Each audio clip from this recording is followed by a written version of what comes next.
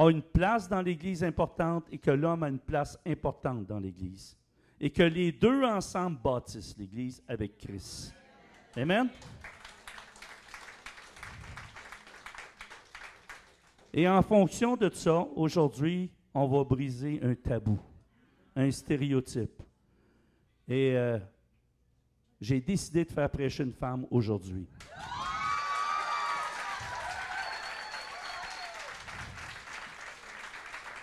Alléluia.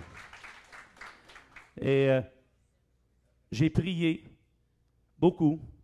Vous savez que ça fait plus que 2 ans que je suis en prière là-dessus. Et j'attendais le moment que Dieu me montrerait pour faire ce move-là. Et je crois qu'on est rendu là en tant qu'Église. Il y a beaucoup de choses qui ont changé depuis que je suis arrivé. Et on s'en va dans une direction. Et on doit, si on veut aller plus loin en tant qu'Église, si on veut grandir dans la grâce de Dieu, on doit briser des colonnes. Et c'est ces colonnes-là, j'appelle ça des colonnes de légalisme. Hein? Vu qu'on s'en va vers la grâce. Amen? Maintenant, comme je l'ai toujours dit, la grâce ne nous permet pas de tout faire non plus. Hein? La grâce, au contraire, nous pousse à une sanctification dans notre vie. Amen? Maintenant, en fonction de ça, j'aimerais inviter la pasteure Nathalie Tuminello à venir prêcher ce matin.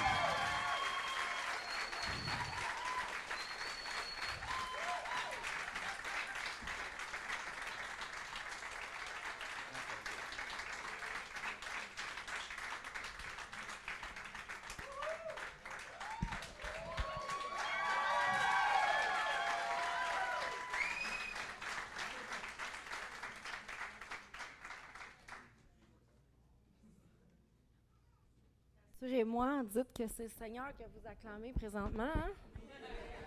Ouf.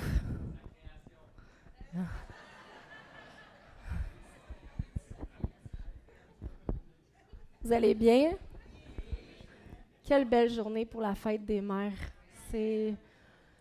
Wow! Avant de commencer, si vous voulez, je vais faire juste un mot de prière, d'accord? Ben, si vous n'êtes pas d'accord, je vais prier pareil. Fait que... Alors, Seigneur Jésus, merci pour cette journée. Merci, Seigneur, que tu es là. La louange nous l'a prouvé. Seigneur, tu es descendu. On sentait ton Saint-Esprit. Merci, Seigneur, parce que tu dis que là où 2 ou 3 sont assemblés, tu es là. Fait qu'on accueille ta présence, Seigneur Jésus. Merci d'être là aujourd'hui. Je te prie, Seigneur, mon Dieu, mon roi, que je puisse rien faire par moi-même, que ce soit ton Saint-Esprit qui parle à travers moi. Seigneur, je te prie, Seigneur, que tu m'utilises, je me laisse complètement, Seigneur, entre tes mains ce matin pour transmettre ce que toi, tu veux transmettre à ton assemblée. Et je prie, Seigneur, mon Dieu, mon roi, pour chaque cœur qui est ici aujourd'hui. Je te prie, Seigneur, que la parole que tu m'as demandé de transmettre transperce les forteresses et les barrières et viennent toucher les cœurs, Seigneur. Que chacun de personnes qui sont ici ce matin parte d'ici transformé et différent que lorsqu'il est arrivé. Merci, Seigneur, parce qu'on croit que c'est ton Saint-Esprit qui agit et on se remet tout à toi entièrement au nom de Jésus. Amen.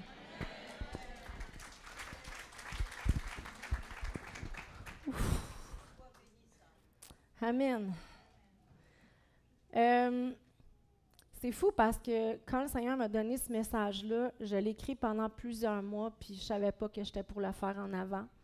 J'avais même pas idée qu'un moment donné, je serais en avant. Ben bon, ça, je suis habituée. À chaque fois que j'étais en avant, je m'en attendais pas. J'avais toujours dit non.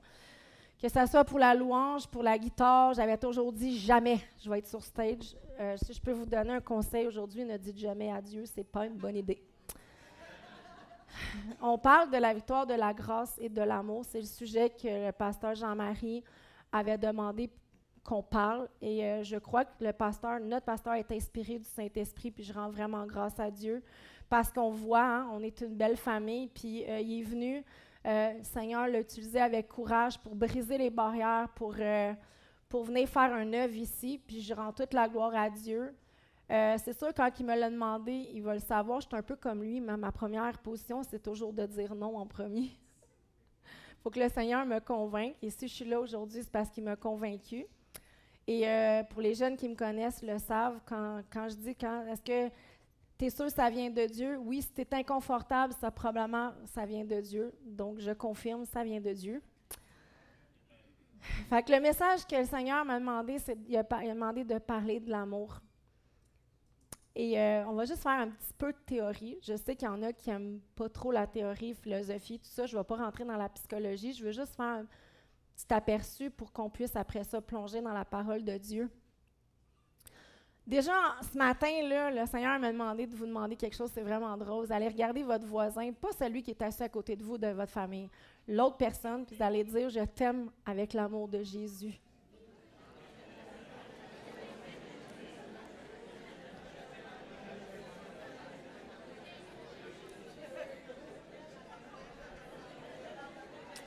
Amen.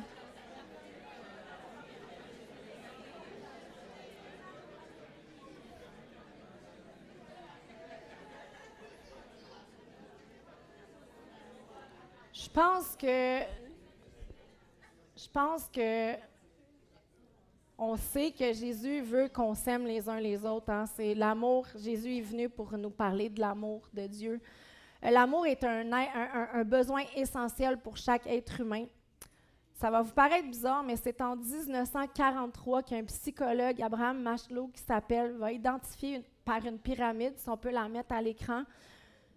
Il va identifier ce qui paraît tout naturel pour les êtres humains, mais non, ça n'avait jamais été mis sur papier, les besoins fondamentaux d'un être humain. Selon ses études, vous allez voir, il place l'amour en 3e place. C'est quand même important parce que quand on dit besoins fondamentaux de l'être humain, ça veut dire que si un de ces besoins-là n'est pas rencontré, c'est que l'être humain ne va pas se développer normalement. C'est sûr que la première étape, c'est le besoin physiologique de manger, boire, respirer, dormir. On va être tous d'accord que s'il y a un de ces besoins-là qui ne sont pas rencontrés, on va mourir, ça c'est sûr. Besoin de sécurité, d'avoir un toit et tout, mais en 3e position, besoin d'amour. C'est quand même important. Après va venir le besoin de l'estime de soi, après le besoin d'accomplissement. Ce que ça veut dire dans la pyramide, c'est que si tu n'as pas d'amour, la suite est comme difficile à atteindre, là. Donc, c'était tellement une révélation à l'époque que c'est encore le modèle aujourd'hui que notre système d'éducation va se servir pour enseigner, pour apprendre aux professeurs, aux éducatrices, si un de ces besoins-là n'est pas rencontré chez un enfant, c'est qu'il y a une lacune, puis il va avoir de la difficulté à vivre. Mais c'est la même chose pour tout être humain, même les adultes. Puis, c'est pas le seul qui a montré ça. Ça a été mis comme ça sur papier parce qu'il a étudié, il a réalisé ça.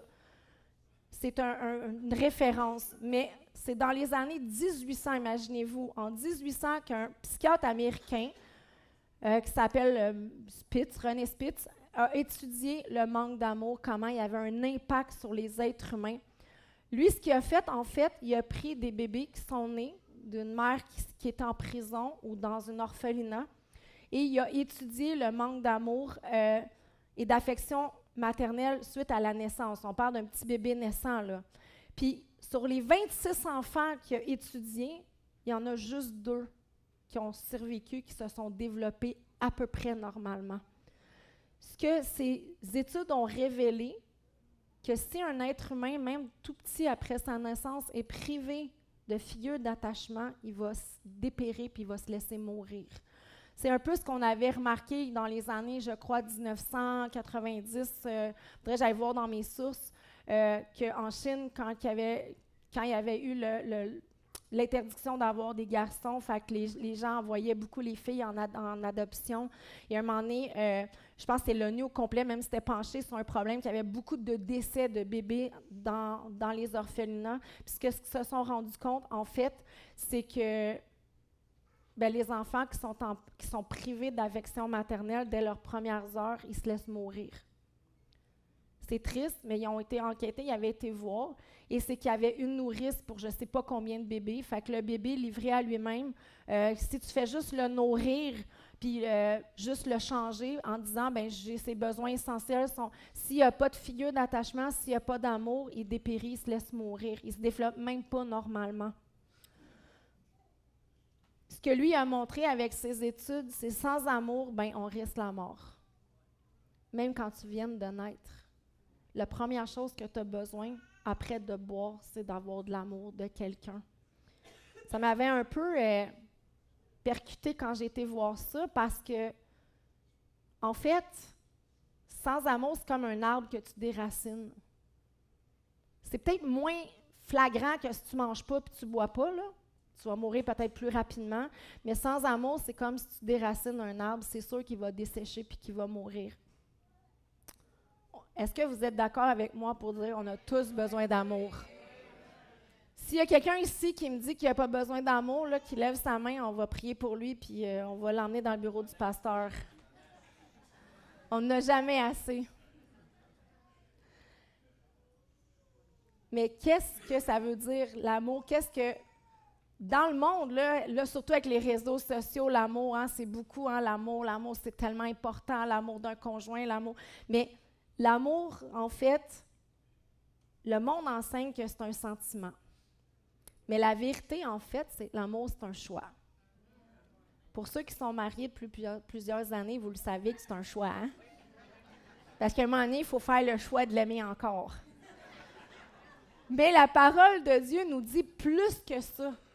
Que l'amour, c'est un commandement de Dieu. En fait, on n'a même pas le choix. On est supposé d'aimer. C'est tout le message de Jésus, c'est ce qui nous parle. Dieu il a montré son amour en premier. C'est lui le premier qui nous a aimés parce qu'il a donné son Fils pour qu'on soit sauvés. Puis je sais que même si tu es nouvellement chrétien ce matin, le premier verset, je pense qu'on apprend par cœur, c'est Jean 3,16. Hein? On peut le dire tous ensemble, car Dieu a tant aimé le monde, il a donné son Fils unique, afin que quiconque croit.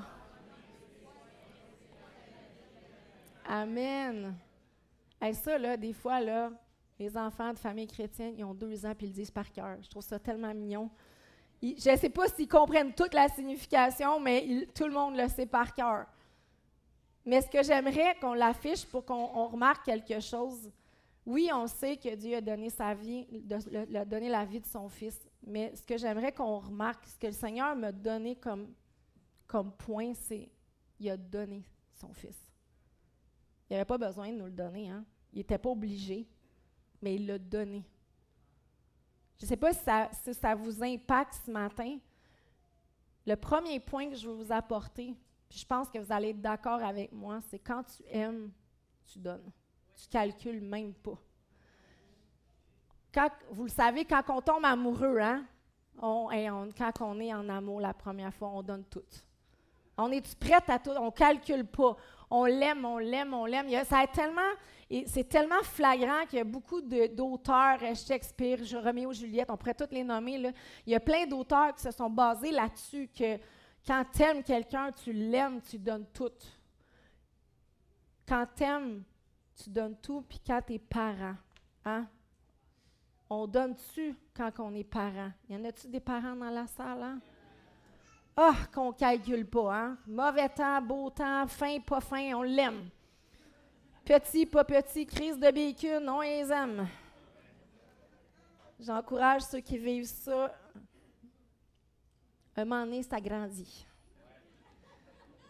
D'ailleurs, l'amour de Dieu, il m'a montré que l'amour de Dieu ressemble beaucoup à l'amour d'une maman. Fait que là, sentez-vous pas jaloux, les hommes, là. Ça sera pas long, vous allez comprendre ce que je veux dire. Vous savez, quand on tombe enceinte, quand qu'on apprend qu'on est enceinte, avant même que le bébé bouge, là, il est tout petit, là, on l'aime déjà. Puis les mères, il y en a qui sont plus pires que d'autres. Moi, je sais que j'étais assez fanatique quand j'étais enceinte. Là, personne ne touchait à mon ventre, c'était mon bébé. Puis c'était moi, puis c'était à moi.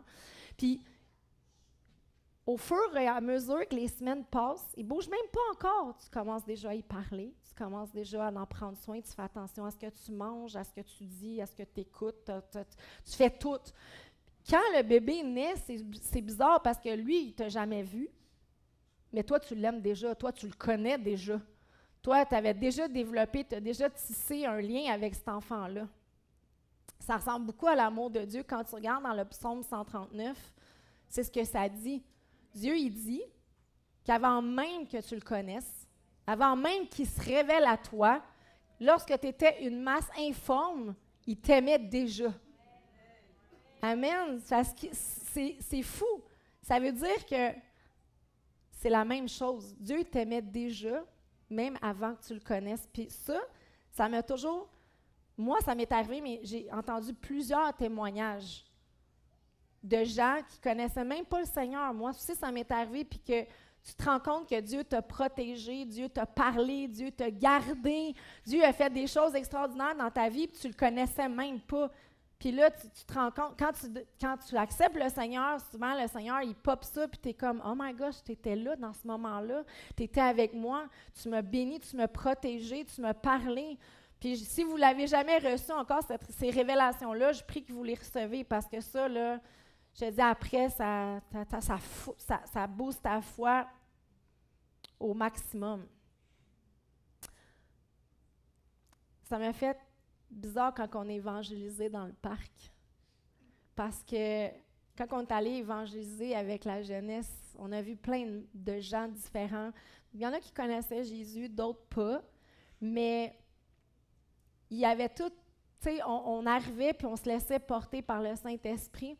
Puis je me souviens, à un moment donné, il y avait je pense qu'il était sans-abri, là. Je ne vais pas lui donner un titre qu'il n'avait pas, mais en tout cas, il était pas super bien dans sa vie, je vais dire ça comme ça.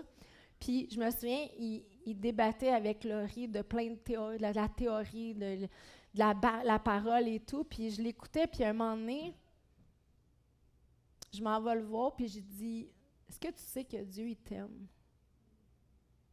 Et le gars me regarde, puis il dit, « Ouais. » Je suis comme, « Ah ouais? » C'est sûr qu'il m'aime, parce que j'ai tellement tout fait pour l'écœurer, pour me mettre en danger, que c'est sûr qu'il m'aime, parce que s'il ne m'aimerait pas, je ne serais pas là aujourd'hui. Fait que là, j'étais comme, oh my gosh, même quelqu'un qui est hostile à Dieu, qui le refuse pour l'instant, arrive même à reconnaître que c'est impossible que Dieu ne l'aime pas. C'est fou comment Dieu est puissant, hein? Amen. Alléluia. Le premier commandement que Dieu nous donne, Jésus nous demande dans Matthieu 22, 37 à 39, je vais demander de le mettre. On doit aimer Dieu de tout son cœur, de toute son âme, de toute ta pensée. C'est le premier et le plus grand des commandements. Puis il va rajouter ensuite, et voici le second qui lui est semblable, tu aimeras ton prochain comme toi-même. Au départ, tu dois aimer Dieu. De tout ton cœur, de toute ton âme, de toute ta pensée. Tu lui donnes toute la place. À moins qu'il y ait un autre aspect que je n'ai pas compris, là, je pense que c'est complet. Puis, je ne sais pas pour vous autres, lui donner la place dans mon cœur, ça va. Quand j'ai accepté Jésus, j'étais tellement contente qu'il vienne me chercher. La vie, pour moi, quand il est arrivé dans ma vie, c'était tellement... Enfin, il y a quelqu'un de plus grand que moi. Donner tout mon cœur, ça a super bien été. Donner toute mon âme, quand on parle de donner toute son âme, c'est toutes ses émotions, tu sais, tout donner à Dieu. Ça, c'est pas pire non plus, mais donner toute notre pensée. Ouch! Je ne sais pas pour vous autres, mais ça, c'est tout un défi. Parce qu'avec tout ce qui circule en ce moment, hein, les réseaux sociaux, la guerre, les finances, comment ça va pas bien. Puis là, je ne veux pas vous déprimer ce matin, je ne vais pas tout nommer, là, mais on s'entend-tu que de dire, de garder toutes nos pensées en Dieu, c'est tout un défi. C'est-tu moi qui se trompe ou il y en a qui sont comme moi? Hein? C'est compliqué, là. Surtout quand on entend des choses, quand l'ennemi vient, même dans notre identité, dire « t'en fais pas assez, t'aurais dû faire ci, t'aurais dû faire ça », puis de remettre toutes nos pensées à Dieu, puis de dire à Dieu « non, non, non, c'est pas ça que ta parole a dit, puis moi, je vais t'aimer ». Puis quand t'aimes quelqu'un, tu fais quoi? Tu lui fais confiance. Moi, les gens sont toujours étonnés quand ils viennent chez nous, j'ai pas de télé. Ça m'intéresse pas d'avoir une télé. Je m'écoute ce que Dieu me dit. « Ouais, mais t'es pas au courant. S'il arrive une guerre, inquiète-toi pas s'il y a une guerre, il y a quelqu'un qui va m'appeler pour me le dire. » Je suis même pas inquiète. Ça va super bien. Les gens, ils se dépêchent à venir me le dire quand il y a quelque chose qui va pas bien. J'ai choisi, il y a à peu près 7-8 ans, d'enlever ça de ma vie parce que je voulais pas de distraction. Puis les jeunes le savent, j'ai juste Facebook parce que j'ai besoin de Messenger. J'ai pas Instagram, TikTok, toutes les autres affaires, j'en voulais pas. Des fois, je trouve ça plate parce que ça a l'air que je manque des super bonnes jokes. Mais j'aime mieux garder le plus possible mes pensées à Dieu. Puis ça, c'est ma manière. Pour certaines personnes, ça va être d'autres choses. Mais moi, je vous dis ce matin, est-ce que vous avez donné toute votre pensée à Dieu? C'est sûr, votre cœur, votre âme aussi. Mais je pense que le défi de notre société aujourd'hui, c'est plus de lui donner toutes nos pensées. Un autre défi, hein? D'aimer. Jésus nous demande d'aimer notre prochain comme nous-mêmes. Là, comme toi-même. Déjà, en partant, ça signifie clairement que si tu t'aimes pas, tu vas avoir un petit peu de misère à aimer les autres.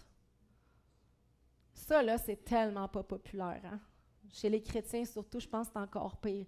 La parole de Dieu nous dit qu'on a été créé à son image. Wow!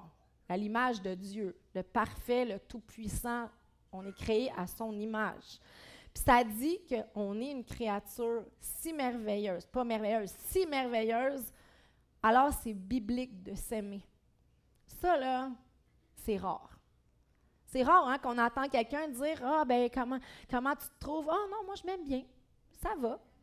Je suis pas parfaite, je suis en processus, mais je me trouve bien, je me trouve correcte. » Non, la plupart du temps, ce qu'on va entendre, c'est « Ah, je suis donc grosse. Ah, je suis pas bien. Ah, mes cheveux sont pas beaux. Ah, j'aimerais ça être de même. Mon Dieu, que je suis chialeuse. Ou ah, je suis donc bien fatigant. » C'est rare qu'on va s'entendre dire des paroles. Pourtant, c'est biblique de s'aimer. Il ne faudrait pas que ces paroles-là sortent de notre bouche. Là, je ne vous demande pas demain matin de dire que je suis la créature parfaite et Dieu dirait qu'il est sur moi. C'est pas ça que je dis, là. Puis, c'est bizarre parce que le Seigneur voulait que je mette l'accent là-dessus parce que c'est tellement vu comme de l'orgueil de s'aimer et de s'apprécier. Pourtant, il y a une mesure, là. Il faut faire attention. Le Seigneur m'a montré que si tu t'aimes pas, tu pêches. C'est grave, là. Si tu t'aimes pas, tu vas contre la parole de Dieu, ce qu'elle dit de toi. C'est encore plus important. Puis le Seigneur m'a dit, si tu t'aimes pas, repens-toi puis demande la prière. Parce que pour certaines personnes, ça peut être un réel défi. Tantôt, on va sûrement demander aux gens d'avancer en avant. Si pendant le message, tu reçois ça du Saint-Esprit, que tu t'aimes pas, que tu n'es pas capable de au moins t'apprécier comme créature de Dieu, je te dirais, tantôt, avance en avant, on va prier pour toi. Parce que c'est le fondement important après d'aimer Dieu, c'est de s'aimer soi-même. Puis si tu penses que tu t'aimes trop, avance en avant aussi. Si, selon toi, c'est toujours les autres qui ont un problème, qu'il y a des dons parfaits, puis que personne ne devrait t'en vouloir pour rien, puis que tu ne fais jamais d'erreur, avance en avant. Ensuite, dans Jean 15, 12 à 13, verset 12-13, Jésus va encore plus loin que ça. Il nous dit, « Ceci est mon commandement. Aimez-vous les uns les autres comme je vous ai aimés. » Là, je ne sais pas vous autres, moi j'ai un petit problème. C'est pas tout le monde qui me crucifierait, là. Donner sa vie pour les autres, il faut juste se mettre en contexte. Des fois, je pense qu'on répète ce verset-là, mais on a oublié, hein? Ah, Jésus a dit, il faut que je donne ma vie pour mes amis, puis que je dois l'aimer comme lui m'a aimé. Je ne sais pas si tu réalises ce matin, mais il a souffert pour toi. Il s'est fait crucifier pour toi. Moi, à part mes enfants, il n'y a pas personne, je pense, qui aurait réussi à me faire crucifier, là. C'est quelque chose, là. Puis là, il nous demande, je pense que Jésus, dans son amour, comprenait et comprendrait aussi notre difficulté, là, mais il nous demande de limiter à ce point-là, de donner sa vie pour les uns les autres. Ça aussi, on a besoin de prière. Parce qu'aimer les autres comme soi-même, là, c'est pas toujours facile. Puis là, je vais mettre une parenthèse sur les autres. Hein, on dit souvent ça, c'est facile d'aimer les uns, mais les autres. Puis là, je priais là-dessus, là. Les autres, là, c'est qui? C'est ceux qui chialent tout le temps. Hein? Si tu n'es jamais content, tu dis jamais bonjour, c'est ta place, puis personne ne doit y toucher, t'es les autres. Je te le dis, tu es dans la catégorie des autres. Puis quand je priais là-dessus, j'écrivais ce message-là, puis le Seigneur m'a mis un petit clin d'œil, il m'a dit, oublie pas de dire que des fois, on est aussi dans la catégorie des autres. Là, j'étais comme, oups, ouais. À moins que tu me dises que tu viens à l'église puis que tu n'as jamais chialé, ben tu n'as jamais été dans la catégorie des autres. Je te crois sur parole, OK? Mais sinon, on a tout le temps été, un jour ou l'autre, dans la catégorie les uns puis dans la catégorie les autres. Mais il y a de l'espoir, vous allez voir. Là, vous allez me dire, jusque-là, ça va bien, j'ai besoin d'amour, j'ai besoin d'aimer Dieu parfaitement, je dois aimer les autres, ça fait beaucoup d'amour, mais c'est pas si pire. Peut-être que ce matin, tu me dis, exagère pas, là, aimer les autres, là. Jésus nous dit quelque chose de... Moi, j'adore sa parole, là. Moi, je la dévore et je vous dis, quand j'ai fait le message, Jean-Marie a fait le ménage, j'avais trop de versets. Fait que je vous aurais comme... donner une indigestion de versets, je pense, ce matin. Jésus nous a dit que de démontrer de l'amour envers les uns les autres atteste que tu es un vrai disciple de Christ. Dans Jean 13, 35, il nous dit ceci. « À ceci, tous connaîtront que vous êtes mes disciples si vous avez de l'amour les uns pour les autres. » Voulez-vous, on va le faire ensemble, que ça rentre comme il faut? Il nous dit, « À ceci, tous connaîtront que vous êtes mes disciples si vous avez de l'amour les uns pour les autres. » Si vous avez de l'amour. Le « si » ici, là, nous dit que ça se peut que tu aies de la misère. Je pense qu'il comprend que des fois, on a de la misère. Mais il nous demande de faire l'effort. Moi, je me souviens, au début, je venais à l'église, j'avais une madame, je cherchais la pas, elle n'est plus ici aujourd'hui, qu'à chaque fois qu'elle venait à l'église, elle chicanait tout le temps pour la personne qui était à côté d'elle. « Ah, moi, j'aime pas ça être à côté d'elle. Elle m'énerve. » Puis là, je trouvais, mon Dieu, je trouvais ça dur. Puis le Seigneur m'avait demandé de dire, « Ouais, ben peut-être tu vas être assis toute l'éternité à côté. Fait qu'habitue-toi tout de suite. » Ça avait changé sa perspective de dire que, ouais, peut-être qu'à l'église, j'ai la possibilité de changer de place, mais si Dieu nous assied au royaume de Dieu, un à côté de l'autre, je vais être pognée avec. Fait que, même Jean va rajouter quelque chose qui m'a toujours foudroyé quand je le lisais. Dans 1 Jean 4, verset 20, ça dit que si tu dis que tu aimes Dieu, mais que tu haïsses ton frère, tu es un menteur. Tu ne crois pas Dieu. Tu ne connais pas Dieu. C'est grave, là. Là, pour moi, haïr, je ne sais pas pour ceux d'entre vous, pour moi, haïr quelqu'un, c'est grave. Moi, je me souviens, quand je suis devenue chrétienne, je lisais les évangiles, puis à un moment donné, j'ai commencé à lire les psaumes, puis là, je voyais les psaumes de David, « Pardonne à mes ennemis, ah, mes ennemis, mes ennemis. » J'étais comme, mon Dieu, qu'est-ce qu'il a fait? J'étais comme, moi, je pense pas que personne m'haïsse, là, tu sais, je veux dire, pour moi, haïr quelqu'un, c'est grave, là. Mais ça, là, ça prend une révélation parce que des fois, on s'en rend même pas compte. Qu'une petite agression, ça peut devenir de la colère, de l'amertume, puis ça peut se transformer en haine, puis c'est très subtil. Tu sais, l'ennemi, il est bon là-dedans, dans les subtilités, là. Il nous fait croire, ben non, t'as pardonné, tout va bien. Puis là, quand on rentre dans la présence de Dieu, on se rend compte que, peut-être que non, finalement, tu sais. Puis ça l'amène le deuxième point que je veux vous parler. Puis je pense que c'est essentiel pour notre Église. Donc, tu sais, si on veut suivre le Seigneur, on veut être des bons disciples, on doit donner. Puis le Seigneur nous demande de pardonner. Paul, là, qui aimait vraiment l'Église, dans toutes ses lettres, il nous demande, dans toutes ses lettres, il nous demande, tu sais, d'aimer ardemment. On va mettre l'accent sur ardemment. De nous supporter les uns les autres et même de voir les autres étant au-dessus de nous-mêmes. Et de nous pardonner surtout réciproquement. De voir les autres au-dessus de nous-mêmes. Ça ne devrait pas être compliqué de faire ça. Pardonner, là, c'est pas facile, puis c'est même injuste la plupart du temps. Un pasteur, un jour, a dit que si on séparait le mot « pardonner » en deux, ça donnerait l'action qu'on doit faire. Pardonner. Donner par-dessus encore. La définition du verbe « pardonner » dans le dictionnaire signifie excuser, accorder son pardon, renoncer à se venger, fermer les yeux sur une offense. Juste dire ça, ça fait mal, hein? Fermer les yeux sur une offense. Pardonner, là, en fait, c'est un acte de foi et de confiance en Dieu. Ça veut dire qu'on laisse à Dieu la colère, la vengeance, et on croit que lui va faire comme il a dit, comme il nous l'a promis. Il va nous faire justice. Pardonner, ça veut dire, parfois, de faire le deuil de ce qu'on a perdu, ce qu'on n'aura jamais eu. De croire que Dieu a le pouvoir de restituer ce qui a été volé ou de reconstruire ce qui a été détruit. Moi, je me souviens, là, des fois, là, quand on subit une offense vraiment grave, ou il y en a des fois qui ont pardonné un parent qui est parti, ou il y a des situations que on arrive à pardonner. Mais pardonner, puis renoncer au fait que ce moment-là, on ne l'aura jamais, on ne pourra jamais le récupérer physiquement, c'est un autre stade de pardon. Mais il faut croire, parce que Dieu dit qu'il va restituer, il va redonner ce que les sauterelles ont mangé.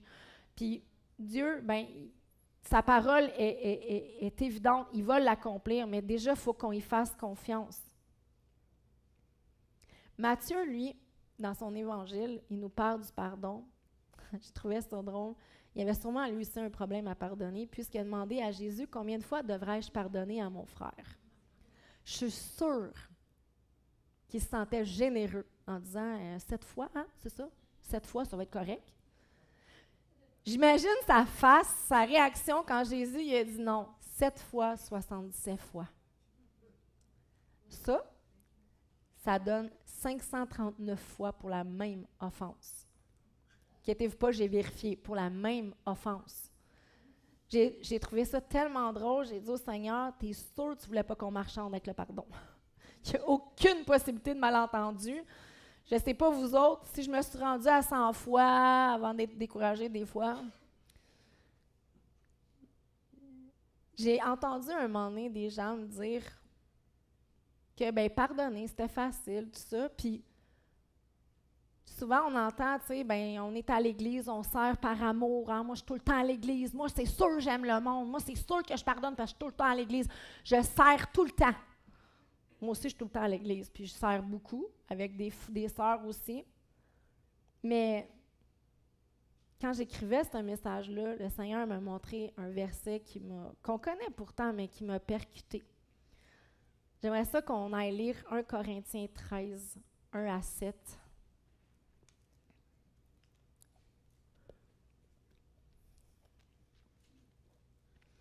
Supposons que je parle la langue des hommes et même celle des anges. Si je n'ai pas d'amour, moi j'ai pris la version amour, je ne suis rien de plus qu'un métal qui résonne ou une cymbale bruyante. Je pourrais transmettre des messages reçus de Dieu, posséder toute la connaissance, comprendre tous les mystères. Je pourrais avoir la foi capable de déplacer des montagnes. Si je n'ai pas l'amour, je ne suis rien. Je pourrais distribuer tous mes biens aux affamés et même livrer mon corps aux flammes. Si je n'ai pas d'amour, cela me sert à rien. Je ne sais pas si ça vous parle ce matin, là, mais si on décortique ça en 3 parties, là, il dit que s'il parle la langue des anges, la langue des hommes, mais qu'il n'y a pas d'amour, ces dons-là sont nuls.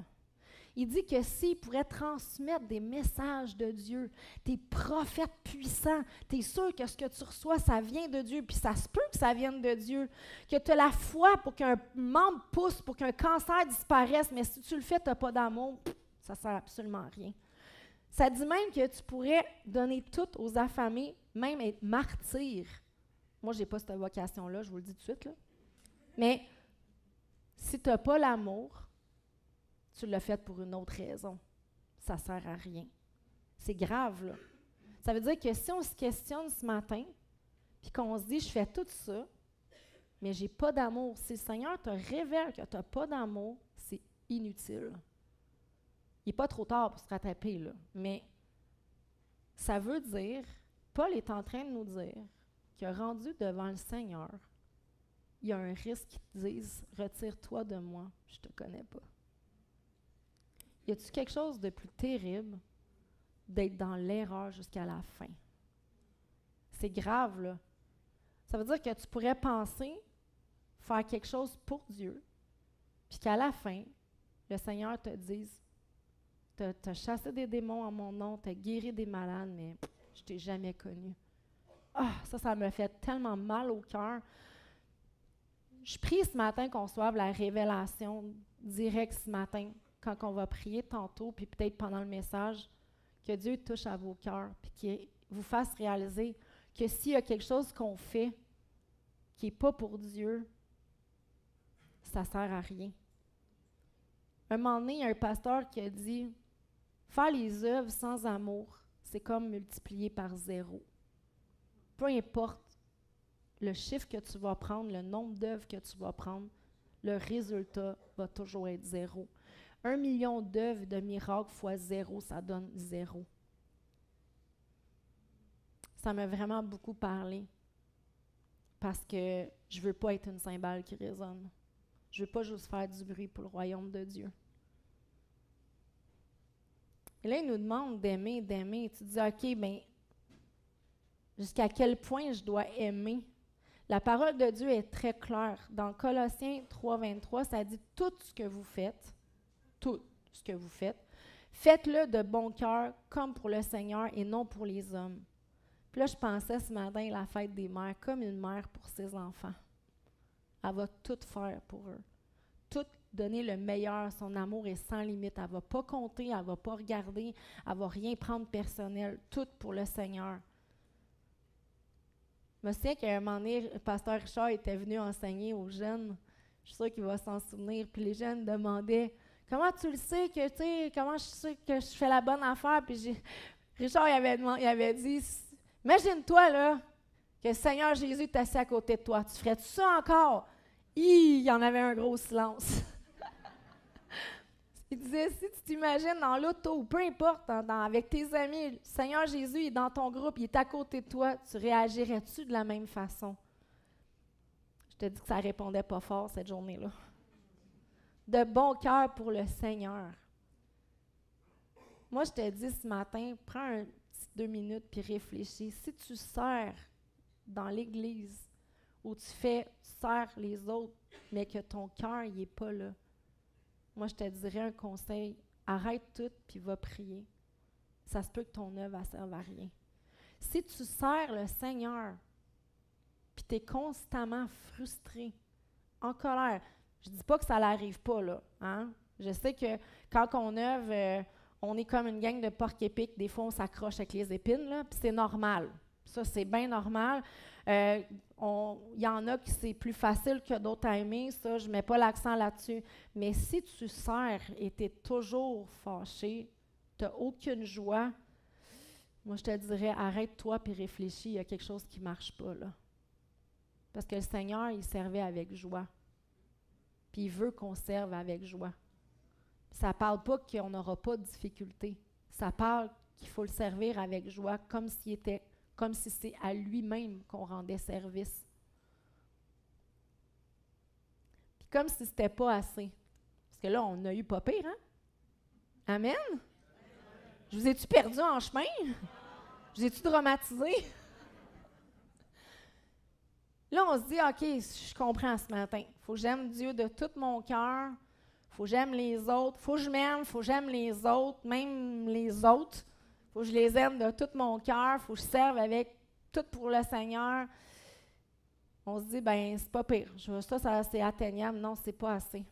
Luc 6, 27 à 33 nous dit, « Aimez vos ennemis. » Je suis sûre qu'il y en a qui vont prendre un café tantôt. Là. Ils sont comme...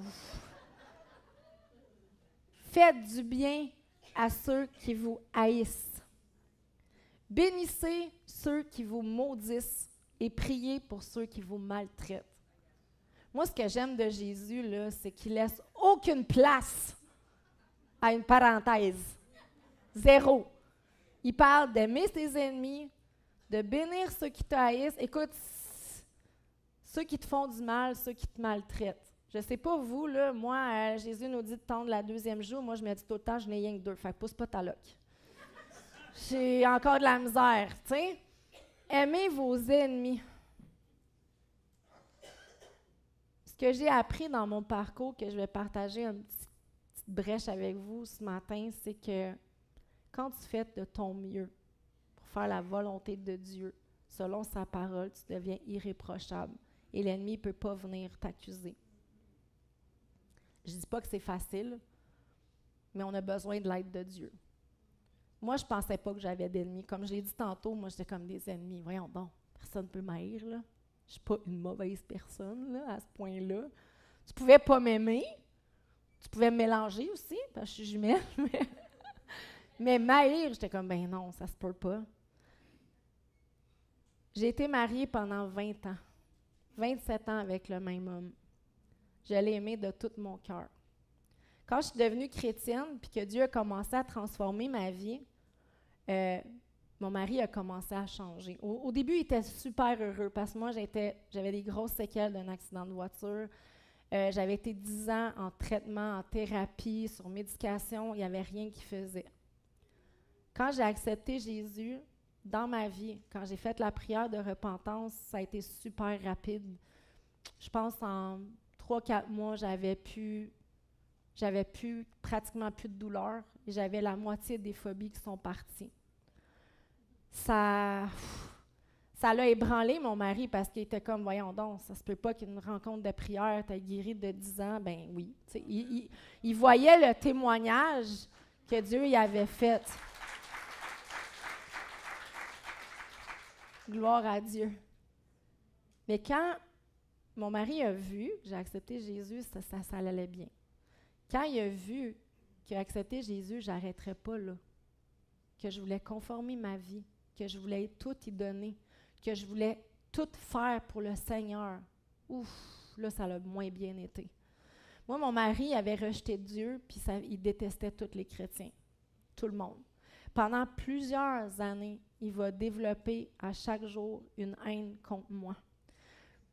Puis en plus, pour venir étouffer ça, il a sombré dans l'alcool, dans l'alcoolisme. Fait qu'en plus d'avoir des propos violents, d'être méchant, il va devenir même violent verbalement. Il va même vouloir que je renie Jésus. À plusieurs reprises, il va vouloir que je renie ma foi, que je revienne comme avant. Il va m'interdire d'aller à l'église. Il va m'interdire de lire ma Bible, de prier en sa présence. Il va m'interdire de voir mes amis.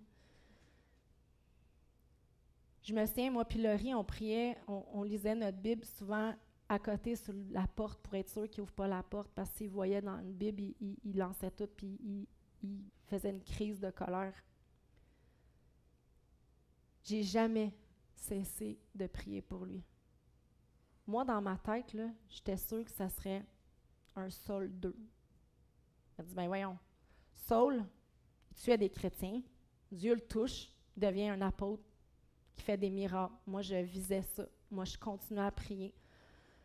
Puis, je m'en souviens qu'il y a des moments où c'était tellement intense qu'il y a des sœurs à l'époque à l'église qui me disaient, puis ils ne sont plus là aujourd'hui.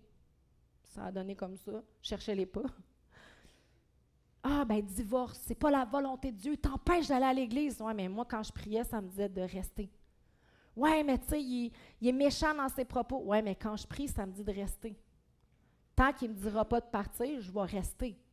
Là, je dis pas, je ne condamne personne ce matin. Il m'a jamais frappé, ça s'est jamais rendu au coup, parce que là, je serais partie. D'ailleurs, c'est là qu'on s'est séparés, c'est quand c'était pour en venir au coup. Tout ça pour dire que l'ennemi l'a tellement tiré vers le bas qu'à un moment donné, je me suis rendu compte que je priais pour quelqu'un qui dormait à côté de moi, que je connaissais même pas, qui disait qu'il était pour me tuer. Il me disait qu'il ne me pardonnerait jamais d'être devenue chrétienne sans son autorisation que j'aurais jamais eue, et qu'en plus, mes filles le soient devenues à cause de moi. Fait que moi, je rendais grâce à Dieu parce que moi, j'avais prié que mes filles soient chrétiennes, puis Dieu avait entendu mes prières. Je me souviens un soir où c'était tellement intense, il y avait tellement dit de choses, tellement des horreurs. Je me souviens un jour, ce soir-là, je priais le Seigneur, puis j'étais comme, je suis pas capable. Puis là, je le savais, la parole, elle me disait, « Ah, tu peux pas dormir dans la colère, faut que tu pardonnes. » Là, j'étais comme, « Seigneur, je suis pas capable. Je suis pas capable. » Ça avait été une semaine infernale, mais ce soir-là, j'étais comme, « Je suis pas capable. » Puis je voyais la parole de Dieu, je savais qu'il fallait que je garde rien dans mon cœur, mais j'étais pas capable. Fait que j'avais juste fait un pas de foi ce soir-là, j'ai juste dit au Seigneur, « Ben, tu veux, je pardonne, mais là, je suis pas capable. Si tu m'aides pas, je pourrai pas pardonner. » Puis je me souviens, je me suis endormie, puis je me suis réveillée le lendemain matin, le Seigneur, il avait tout ôté. J'avais aucune amertume, aucune colère, plus rien. Je savais que s'était passé quelque chose, je savais que Dieu avait exaucé ma prière, mais je ne pouvais même pas dire ce qu'il avait dit, il m'avait tout enlevé. Ça, je rends grâce à Dieu parce que ça, c'était un miracle, parce qu'il répondait à ma prière. Puis je priais pour lui sans arrêt, mes amis priaient pour lui, l'Église priait pour lui. Puis plus le monde priait, puis plus ça venait difficile à la maison. Tellement que je m'encourageais, je me disais, Dieu, il doit faire quelque chose, parce que ça se peut pas que ça devienne intense. Puis des fois, les sœurs m'appelaient, disaient, puis comment ça va? C'est horreur, c'est une horreur, c'est encore pire. Puis, mais je savais que Dieu y agissait. Malheureusement, je vais comprendre plus tard que même si on prie pour quelqu'un de tout notre cœur, même si c'est sincère, Dieu laisse le choix à chacun de le suivre ou pas. Ça a été une de mes plus grandes frustrations. J'étais comme, mais Seigneur, je ne comprends pas que tu n'agis pas, mais il agit. Plus tard, le Seigneur va m'expliquer que même si j'ai tout fait pour lui, le dernier choix lui appartenait à lui. Pourquoi il n'a jamais accepté le Seigneur, je ne sais pas. J'ai aucune idée. Mais une chose est sûre, par exemple, les années qui ont suivi après, Dieu m'a montré, avec mes enfants, avec mon entourage, que mon témoignage, il avait été irréprochable. J'ai jamais parlé contre lui, je l'ai jamais boudé, j'ai continué à prier pour lui. L'ennemi, il n'a jamais pu venir m'accuser parce que je l'avais toujours aimé, puis je l'avais toujours pardonné. Puis je vous encourage à pardonner. Puis quand vous n'arrivez pas à pardonner, demandez de l'aide. Mais moi, ce que je retenais, c'était que si je voulais servir le Seigneur de tout mon cœur, il fallait qu'il y ait juste le Seigneur dans mon cœur. Pas d'amertume, pas de colère, pas d'injustice, pas de non-pardon. Dans 1 Corinthiens 13,7, ça dit « L'amour excuse tout, croit tout, espère tout, supporte tout. » C'est ce que j'ai fait pendant 8 ans. Puis je me souviens au début qu'on priait pour mon mari, il y a une sœur qui m'avait dit « On a déjà prié pendant tant d'années pour un mari. » Je dis « Non, moi je ne vais pas faire ça. » Ne dites jamais non. Ne dites jamais non. Je me souviens que le Seigneur, dans ce temps-là, il me donnait des passages pour m'encourager, puis il m'avait dit à un moment donné, le passage Luc 6, 22, qui disait « Heureux serez-vous lorsque les hommes vous haïront, lorsqu'on vous rejettera à cause de moi. Réjouissez-vous, tressaillez d'allégresse, parce que votre récompense sera grande dans le ciel. » J'aurais aimé vous dire que j'ai tressailli d'allégresse, mais ça ne serait pas vrai. J'ai essayé, mais ça serait exagéré de dire que j'ai réussi. Par contre, je peux vous assurer que Dieu, il m'a gardé, il m'a parlé, il m'a encouragé. Il m'a jamais autant parlé que pendant ces moments-là. J'avais juste le Seigneur. Je ne pouvais pas en parler à personne pratiquement. Puis le Seigneur, il faisait en sorte que il me montrait qu'il était avec moi. Il me donnait des exemples dans sa parole. Il me montrait Joseph, qui a fait confiance à Dieu, qui ne s'est jamais vengé de ses frères, qui par amour même, il leur a sauvé la vie. Il m'a montré que David s'est jamais permis de tuer Saül. Étienne, qui demande à Dieu de pardonner pendant qu'il se fait lapider. Ouf! Ça, j'étais comme, Seigneur. Puis Jésus sur la croix, pendant qu'il souffre, qui ouvre la bouche puis qui dit à Dieu, son Père, pardonne à ceux qui l'ont crucifié. Je ne sais pas vous, ce matin, mais moi, c'est de cet amour-là que je veux aimer. Humainement, c'est impossible. mais avec Dieu, on peut. Amen. La parole de Dieu nous dit que l'amour va couvrir nos péchés. Que si on aime comme il nous demande d'aimer, parce qu'il dit de suivre son commandement, que si on suit son commandement, qu'on sera comme un homme qui a bâti sa maison sur le roc et rien ne pourra l'ébranler. Moi, il y a des drames dans ma vie que j'ai su que Jésus était avec moi parce que c'était impossible de rester debout. C'était impossible. Jésus veut qu'on s'aime. C'est pour ça qu'il est venu sur la terre. Il veut qu'on l'aime en premier, lui, qu'on aime le Père, qu'on aime les autres, même ceux qui ne sont pas aimables, comme j'ai dit tantôt, même ceux qui ne nous aiment pas. Sa prière, là, Jésus il dit qu'il intercède pour nous, il prie pour nous, c'est qu'on soit un avec lui et le Père. Y en a-tu ici qui veulent être un avec Jésus puis Dieu? Amen. Il dit qu'il veut qu'on soit un avec lui, rempli du Saint-Esprit, pour qu'on puisse accomplir les œuvres qu'il a préparées d'avance pour nous. C'est quoi les œuvres qu'il a préparées d'avance pour nous? C'est ce que le pasteur donne tout le temps comme conseil. C'est ce que le pasteur nous donne comme indication. Répandre l'Évangile et de faire des disciples. Mais si on veut faire des disciples et qu'on veut répandre l'Évangile à Saint-Jérôme, il faut qu'on voit qu'on a de l'amour. Je ne sais pas vous, là, mais pour qu'on voit qu'on a de l'amour, il faut que ça paraisse. Ça ne peut pas juste être « bonjour, salut, ça va ». Ça prend un autre stade encore. Y en a-tu qui sont avec moi ce matin? Est-ce que vous êtes prêts à vouloir faire un pas de plus avec le Seigneur? Moi, je sais qu'avec la jeunesse, on le vit. Je suis tellement fière des jeunes. C'est fou. Eux, là, ils dévorent la parole de Dieu. Ils veulent tellement... C'est fou comment ils veulent tout suivre le Seigneur de tout leur cœur. Et je nous encourage parce qu'on voit que ça porte déjà du fruit. Quand on a évangélisé la dernière fois, habituellement, il y avait 2 personnes, 3. Maintenant, je pense qu'il y en avait une dizaine. Il y en a au moins 5 qui sont venus à l'Église. Ça ne s'était jamais vu qu'autant viennent voir. Et je vous encourage parce qu'on va le faire encore. Avec l'équipe d'évangélisation, on a eu bien du fun, puis moi, je sais qu'on va répéter cette expérience-là. Je vous encourage. Il n'y aura pas plus, je dirais, un témoignage puissant de voir une gang de chrétiens, mais oui, c'est ça. Dans le milieu du parc, en train de louer Dieu, puis de parler de Jésus. Il y a une couple d'années, Christian avait donné son témoignage. Puis Christian avait dit que ce qui l'avait marqué quand il était dans son ancienne vie, je vais dire ça comme ça, que les chrétiens avaient une joie que lui, il voulait. Nous aussi, on doit emmener cette joie-là à l'extérieur. Donc, je vais demander à l'équipe de louange s'ils veulent revenir. Si tu n'as jamais reçu l'amour de Dieu, ce matin, si tu n'as jamais accepté Jésus dans ta vie, quand la musique va commencer, avance en avant, on va prier pour toi. C'est important. Si tu n'as pas accepté Jésus, si tu es là ce matin, c'est parce qu'il t'a choisi. Mais c'est un gentleman. Il a besoin que toi, tu lui donnes ta vie. Il a besoin que tu lui rouvres ton cœur.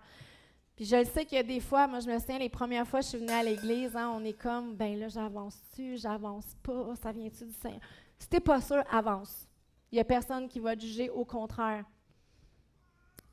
Si tu veux que ta vie change, si tu as de la misère à avoir de l'amour pour les uns les autres, je te dirais, avancez ce matin.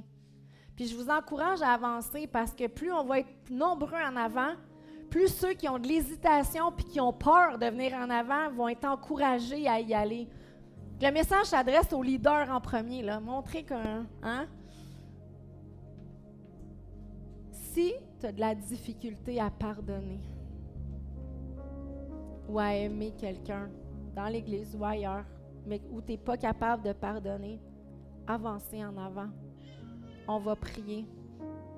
Je suis surpris que personne ne se lève, hein? Je suis comme, aïe, y a-tu juste moi qui a de la misère? Si, ce matin, l'amour bannit la crainte, c'est ce que Dieu dit dans sa parole. Si un matin, là, t'as peur, tu as peur. Peut-être que tu as peur que Dieu t'aime plus. Peut-être que tu as peur en disant, si je pardonne, c'est comme s'il n'y avait rien fait. Non, lève un matin, viens en avant. Si tu veux plus d'amour pour les autres, avance en avant. Je vais prier, puis je vais demander à l'équipe de venir en avant pour la prière. Je vous encourage, venez en avant. Moi, c'est drôle, ce matin, je m'attendais à ce que toute l'Église se lève parce que je pensais que toute l'Église était pour dire « Moi, j'ai besoin de plus d'amour. » Fait qu'Église, je vous encourage, venez en avant.